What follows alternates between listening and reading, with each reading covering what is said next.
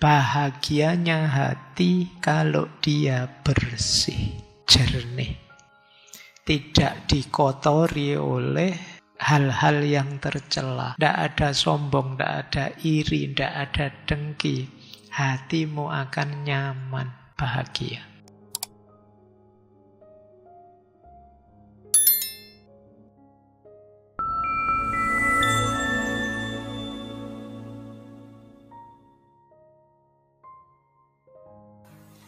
Bismillahirrahmanirrahim. Alhamdulillahirabbil alamin. Assalatu wassalamu ala asyrafil anbiya'i wal mursalin Sayyidina wa maulana Muhammadin wa ala alihi wa ashabihi wa man tabi'ahum bi ihsanin ila yaumiddin. Amma ba'd. Bismillah. Mari kita lanjutkan lagi ngaji kita. Meskipun menjelang tahun baru yang harusnya biasanya bakar-bakar, malam ini tidak ada bakar-bakarnya. Kita sholawatan, baca burdah dan lain-lain tadi nggih. Sambil tentu saja belajar. Ngajinya tetap jalan, meskipun mungkin porsinya berbeda dengan biasanya. Baik, sudah ngantuk apa belum? Ya, tidak apa-apa ya. Perjuanganmu melawan ngantuk itu nanti akan indah diceritakan pada saatnya. Saya sering itu dikirimi orang gambar-gambar jadul di desa. Itu gambar-gambar masa lalu. Tapi kita melihatnya jadi rindu, ingin kembali ke sana lagi, ingin situasi seperti dulu lagi. Padahal dulu waktu ngalaminya juga pontang-panting. Tapi begitu kemasannya ganti, dari pengalaman jadi nostalgia, terus menjelmalah pengalaman itu jadi indah. Maka, ya mungkin malam hari ini nanti begitu entah sekian puluh tahun yang akan datang, ketika mendengarkan orang ngaji, burdah, sholawatan, ikut kajian seperti ini sambil ngantuk berjuang, itu mungkin kalian akan rindu. Ya, dulu saya ngalami juga yang seperti itu. Pengen kembali lagi ke sana. Padahal sekarang pengen pulang saja, ngantuk. Tapi besok kamu pengen kembali lagi ke situasi itu. Itu menariknya pengalaman manusia kalau labelnya sudah berubah jadi nostalgia. Baik, malam ini sebenarnya ngajinya tidak ada temanya. Ya seperti judul layarnya itu pokoknya muhasabah, munajat, apalah, yang penting yang baik-baik. Dalam rangka menyambut tahun baru 2026. Menghibur hatimu juga karena tahun ini kita tidak boleh kembang api, tidak boleh mercon. Biar tidak sepi, kita ngaji saja ya, biar ketemu manfaat, ketemu maslahat meskipun ganti tahun. Jadi tahun baru itu bagi saya hakikatnya adalah ya sunnatullah, ya rahmatullah, ya amanatullah. Sunnatullah itu ya hukum alam sudah. Sesuai perputarannya matahari, sekarang sudah 1 tahun. Kalian peringati atau tidak peringati, tahunnya ganti. Jadi mbok kalian tidur pun ya besok ya ganti 2026. Jadi itu yang saya maksud sunnatullah, hukum alamnya memang begitu. Kalau tentang sunnatullah ini, sikap yang tepat yang harus kita lakukan adalah ridho, rela ya Allah dengan hukum alam yang seperti ini.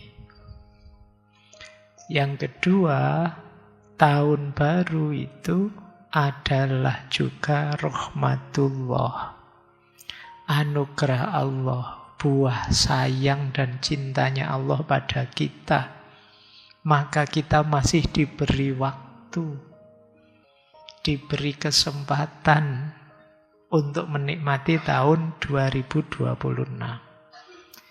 Jadi pasti itu karena Allah sayang dengan kita. Makanya tahun baru juga rahmatullah. Yang ketiga, selain rahmatullah, ya tahun yang baru adalah juga amanatullah. Amanah dari Allah. Di balik setiap kenikmatan selalu ada tugas dan tanggung jawab yang harus kita tunaikan. Kita masih diberi waktu oleh Allah, tentu saja tidak hanya untuk senang-senang, menghabiskan waktu, apalagi nyekrol HP tidak berhenti-berhenti, tapi juga ada banyak amanat lain yang dibebankan oleh Allah pada kita, karena kita ini makhluk yang membawa taklif, membawa beban dari Allah, tanggung jawab yang harus kita tunaikan. Oke, itu kalau ada yang mewawancarai saya tanya tahun baru itu apa, saya jawab 3 ini. Sayangnya tidak ada yang wawancara begitu. Ya, saya ngomong sendiri saja. Baik, kita mulai ya. Saya tidak tahu, mungkin saya bicara berapa ya? 1 jaman saja ya. Nanti sisanya teman-teman boleh curhat, boleh ingin mengungkapkan ini itu, silahkan saja. Tidak harus bertanya. Apa saja yang nanti diungkapkan sampai ngantuk, setelah ngantuk kita pulang. Tidak ada kewajiban harus sampai jam 12. Tidak apa-apa. Sewaktu-waktu kita bubar juga tidak apa-apa kok. Pokoknya yang penting kita senang saja, kita bahagia saja, biar banyak syukurnya. Kadang-kadang kita itu membebani diri kita dengan hal-hal yang tidak harusnya jadi beban. Akhirnya syukurnya jadi kurang. Jadi, wong ya kita nikmati saja bisa, ngapain harus wajib begini, wajib begitu, ndak. Jadi kalau nanti ada yang tanya, Pak ini nanti sampai jam 12, ndak harus. Bahwa kalian mau di sini sampai jam 12 silahkan, tapi saya pulang. Oke, jadi baik ya, kita mulai belajar. Bismillah.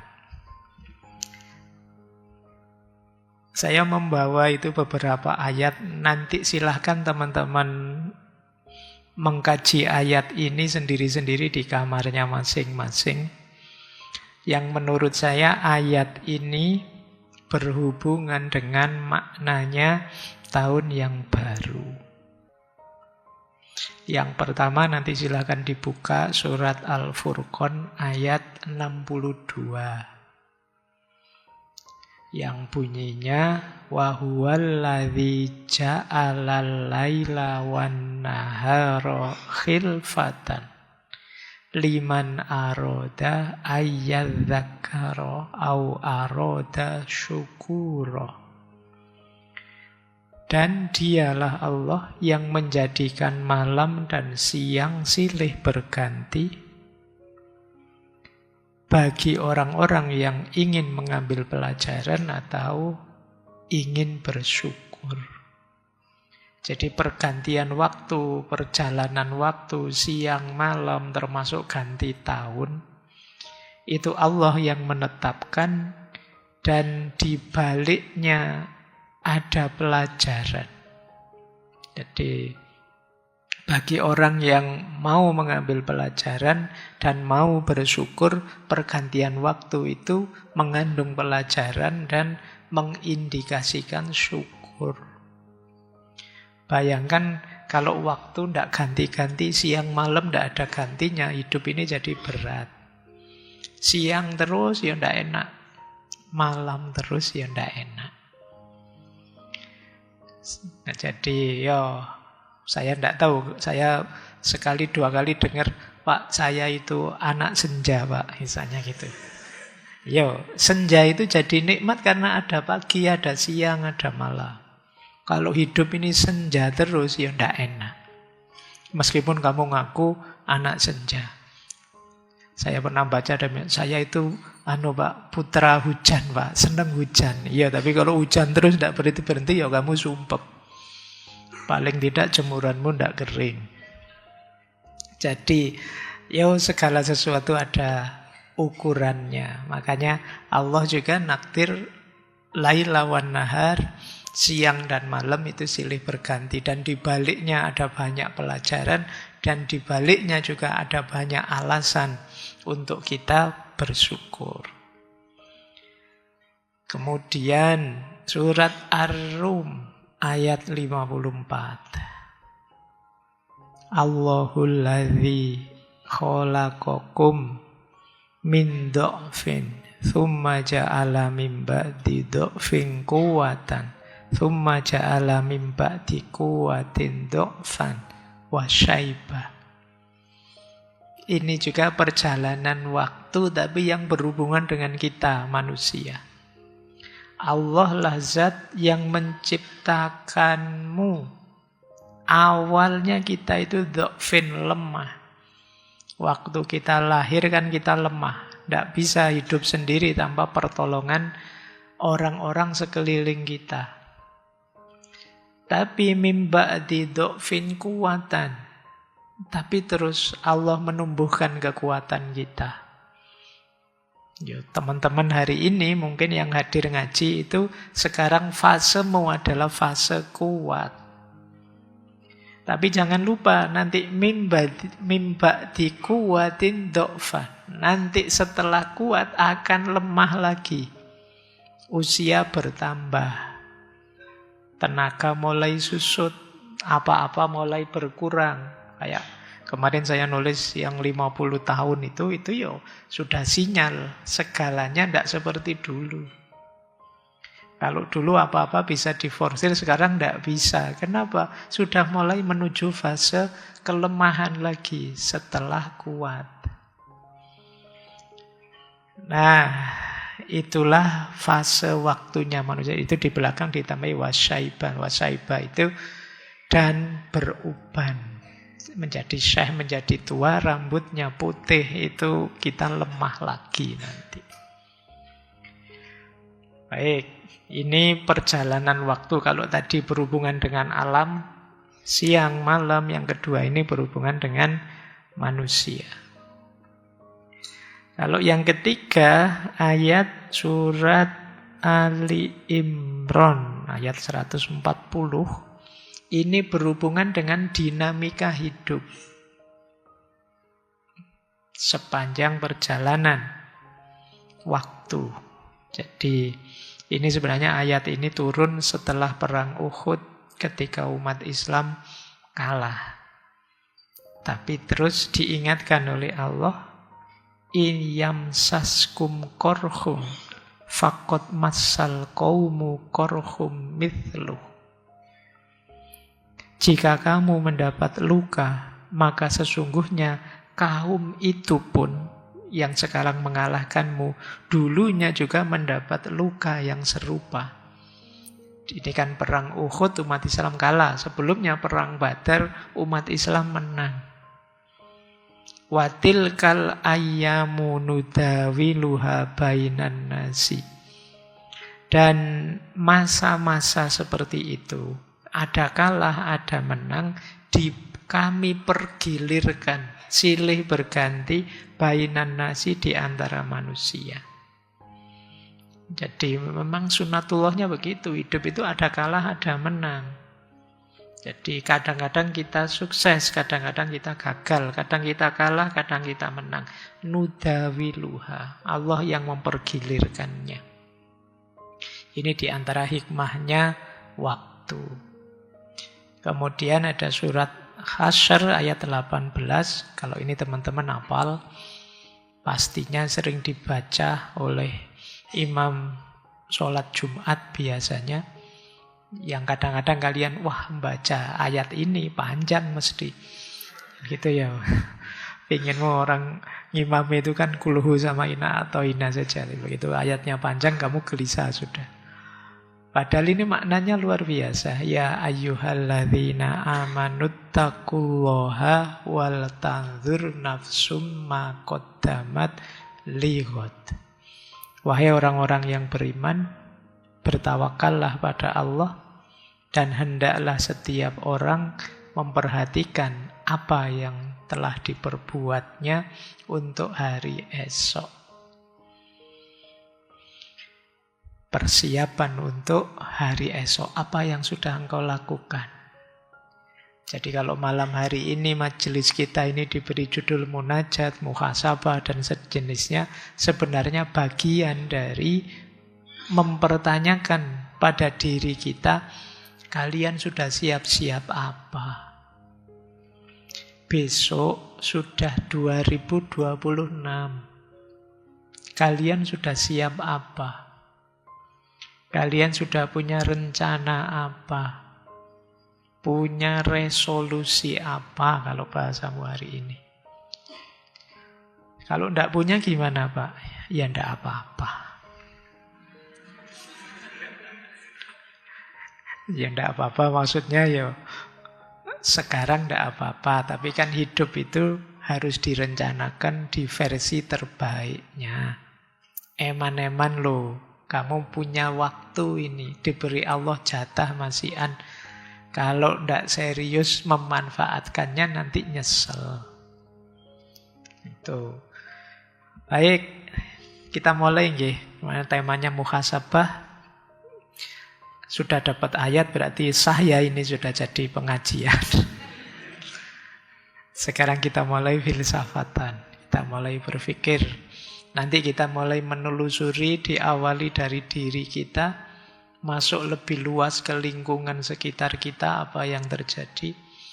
Kemudian kita coba merangkai apa yang harus kita lakukan, apa yang harus kita siapkan. Menurut saya ini penting karena fase-fase ini mungkin kalau mengikuti teorinya Ronggo Warsito, ini zaman yang kolotido. Zaman kolotido itu zaman yang mulai surut ke bawah. Kalau tidak hati-hati kita akan jatuh ke kolobendu. Zaman kehancuran beneran. Zaman kacau balau, chaos beneran. Oleh berbagai aspek. Maka kita mulai harus waspada. Cirinya zaman kolotido itu orang semua nyari enaknya sendiri. Tidak mau, tidak enak. Jadi, sehingga ketika diminta berkorban, meskipun sedikit saja, dia akan keberatan. Apalagi dizolimi, dia akan ngamuk. Apalagi haknya diambil, dia angkara murkanya keluar. Itu zaman kolotido. Maka saatnya kita yuk introspeksi. Biar nanti tidak jatuh ke zaman kolobendu. Saya awali sedikit dari wawasan ini. Sebenarnya saya mengambil kemarin dari sesi ketika kita membahas manusia. Jalmo tan kena kiniro. Di situ ada sedikit wawasan tentang dirinya manusia yang diawali dari rogo, kemudian masuk ke dalam ada cipto atau akal. Di situ juga nanti ada rasa atau hati, kemudian ada karso atau nafsu, dan yang paling dalam ada sukmo atau ruh. Kita cek ya, ini yang bahasa saya standar. Coba kita cek 5 unsur jiwa kita ini bahagianya bagaimana? Mengalami kepenuhannya seperti apa? Kalau kalian ingin membereskan besok tahun 2026 saya ingin bahagia, Pak. Perhatikan 5 unsur ini, konstitusi diri kita ini, pastikan semuanya optimal. Jasad itu atau rogo, jasmani, optimalnya dengan cukup. Oke ya. Untuk kepentingan jasad dia, batasmu adalah cukup.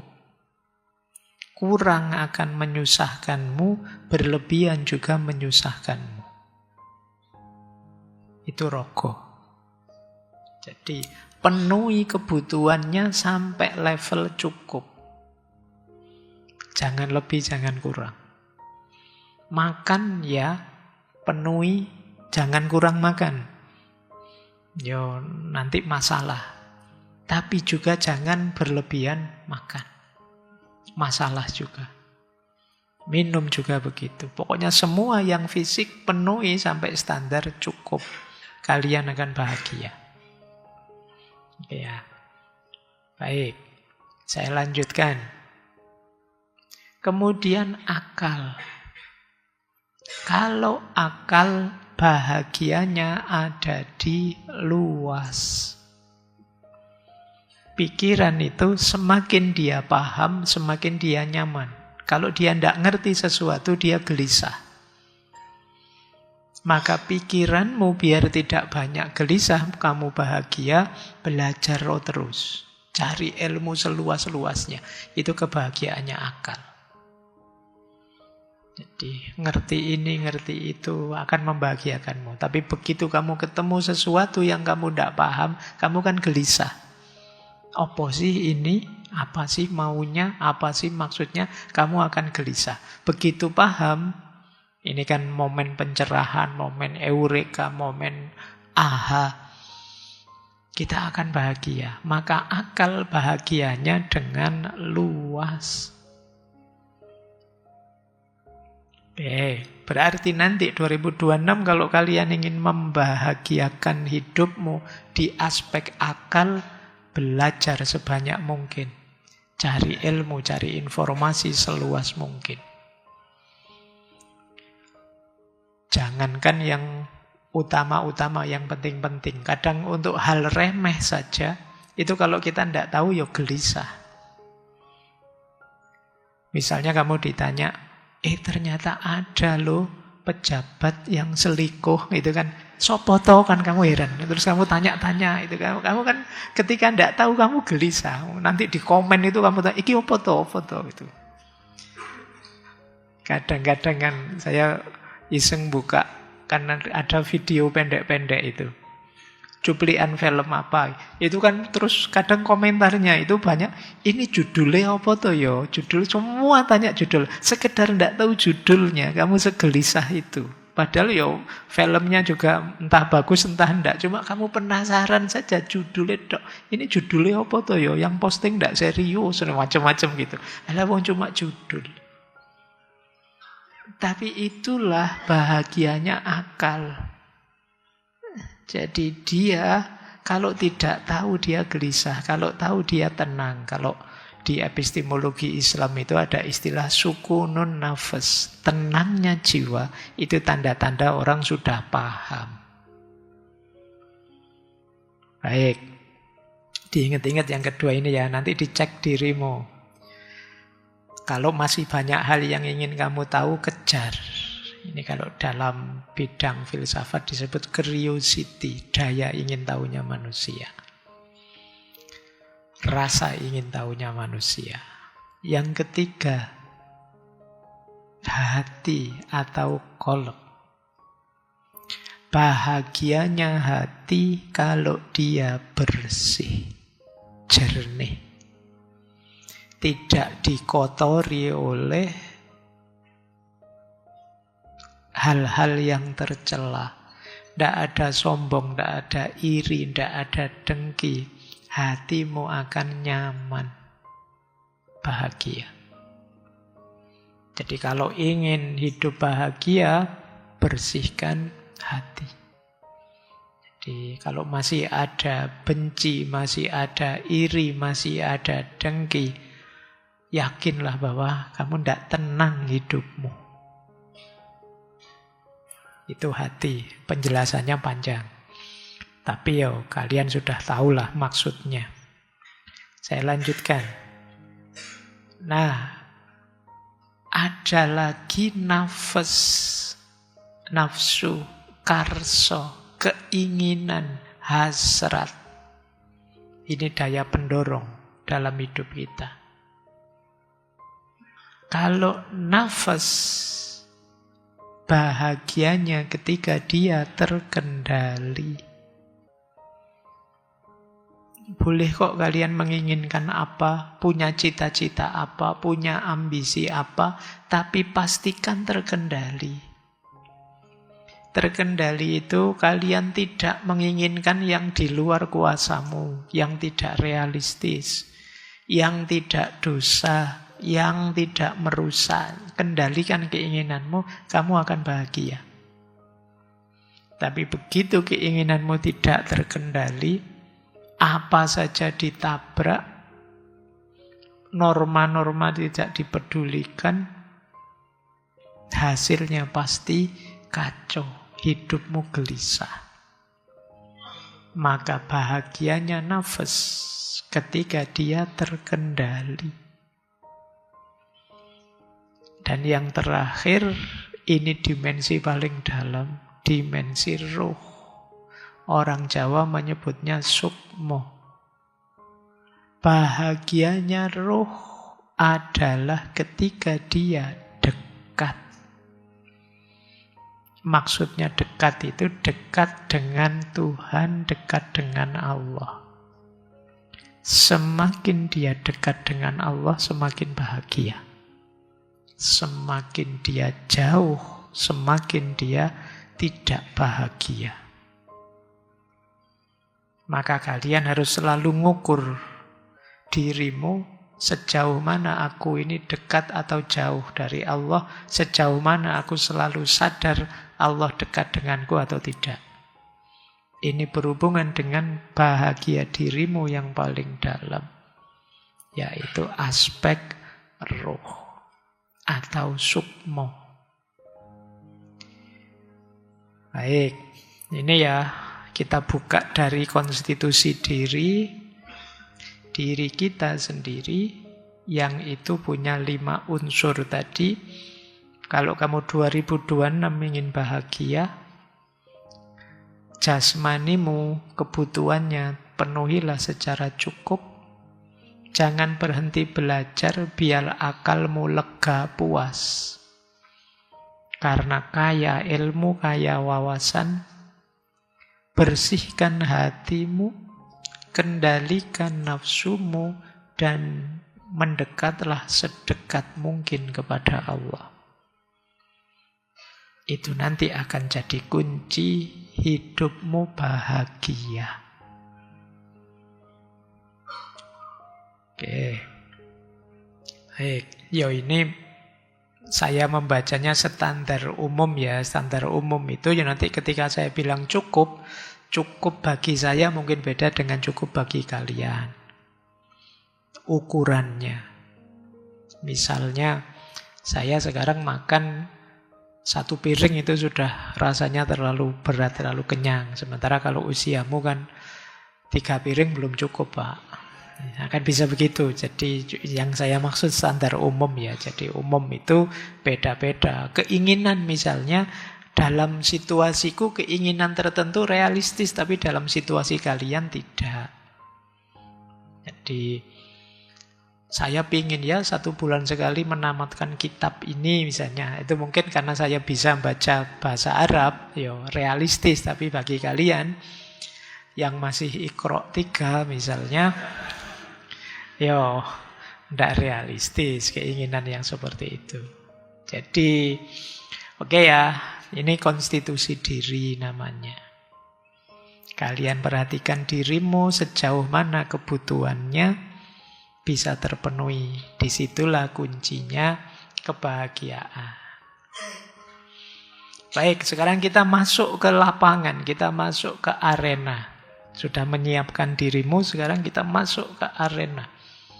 Ke banyak medan, memuhasabai kondisi kita hari ini ya. Sosial, politik, budaya, ekonomi, dan lain-lain. Nanti kita lihat ya, ada masalah apa sih. Saya sebut tantangan. Nggak harus masalah. Ada banyak tantangan hari ini. Ini makanya tadi saya tanya kalian, 2026 kalian sudah menyiapkan apa? Medanmu sekarang ngeri. Jadi dunia ini berkembang lebih bergejolak. Coba ya kita lihat. Ini saya nulisnya yang saya ingat-ingat saja dari berbagai materi ngaji filsafat sebelumnya. Coba kita cek. Tantangan sosial. Dunia sosial kita hari ini kuncinya 3. Fragmentasi, kelelahan, dan krisis makna. Fragmentasi itu kita hari ini mudah sekali pecah. Mudah sekali pisah-pisah.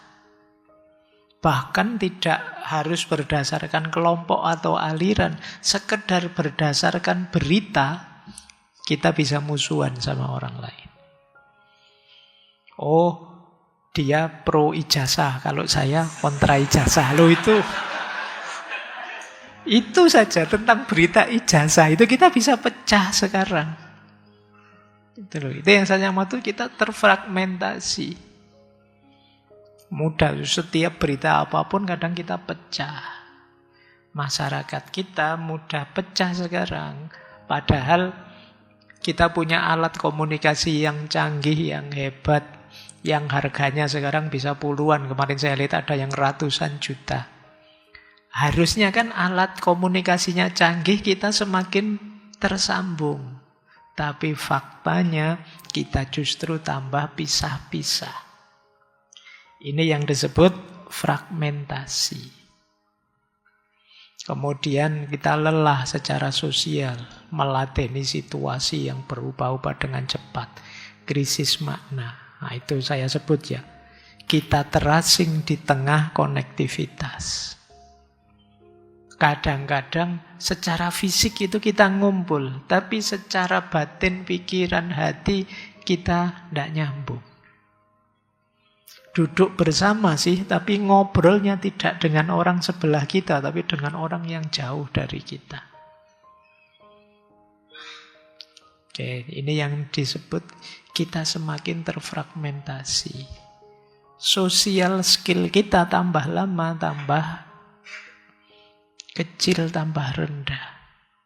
Wah, itu teman-teman mahasiswa hari ini, apalagi yang levelnya Gen Z, itu sosial skillnya menyusut. Tapi ya kemampuan IT-nya sih tinggi. Kepekaan sosialnya berkurang. Kemudian, ya itu tadi, saya tuh ingat kemarin janjian sama mahasiswa itu, janjian jam 10 pagi gitu. Ya saya khawatir telat, ya 9:30 sudah di sana.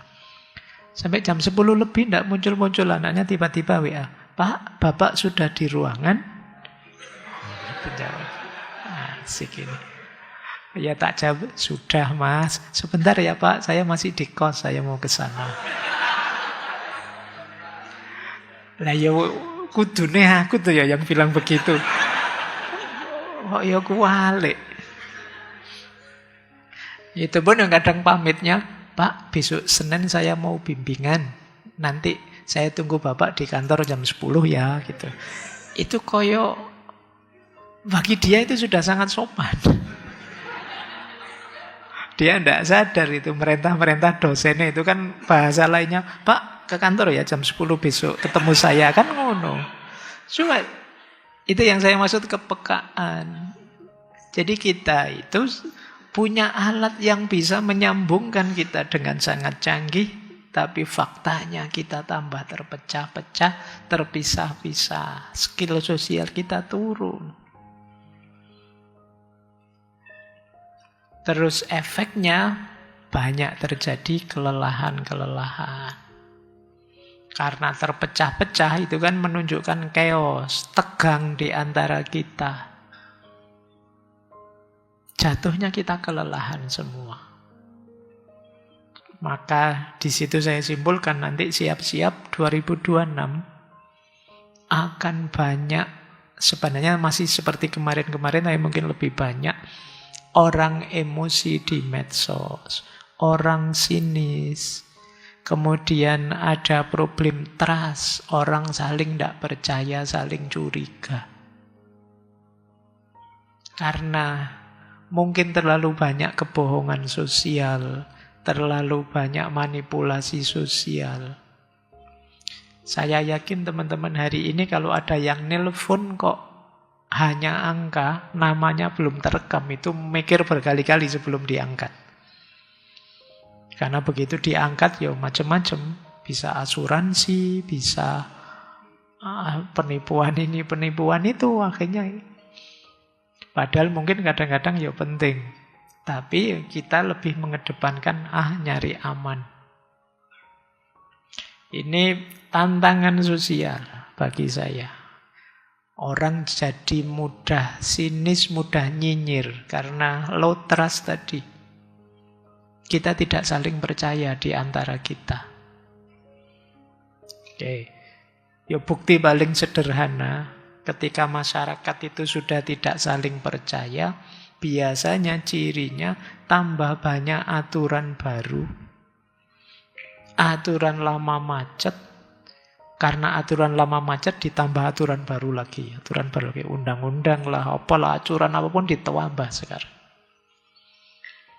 Oke, baik.